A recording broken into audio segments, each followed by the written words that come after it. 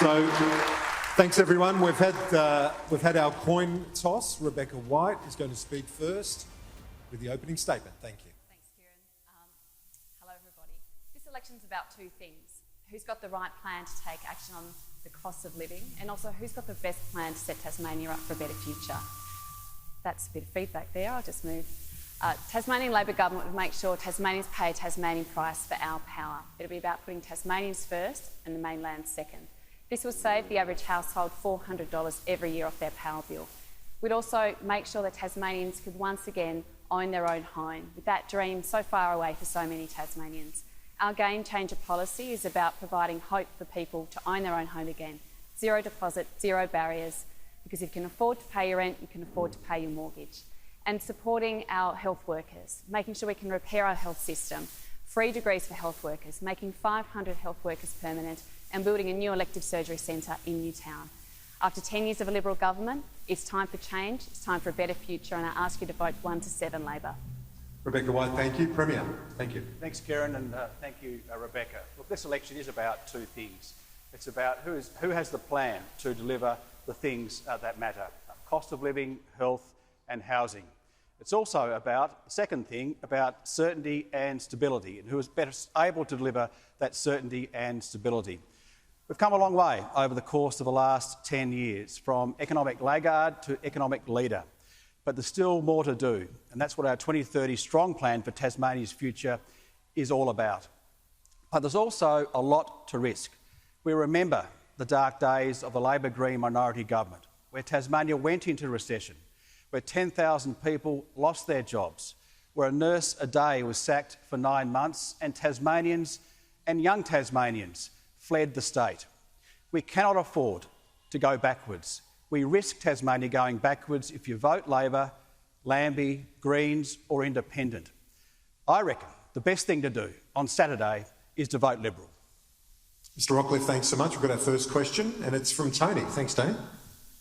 Thank you. Tony Harrison. My question's to both the leaders, and it's based on my belief in democracy.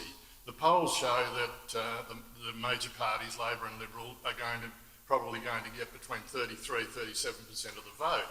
I think I'm correct in saying that you've both said that you're prepared to govern in minority, but you won't do deals. Now, does that mean you won't take policies from the minor parties or other independents, that you're only going to implement your policies?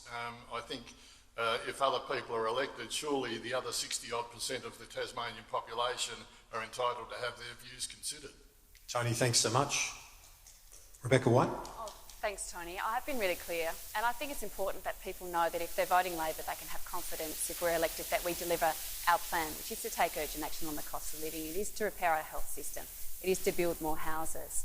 I'm asking for your endorsement so we can form majority government, because that gives us the best ability to do that. But I also respect that we live in a democracy, and I'll respect the vote that happens on Saturday.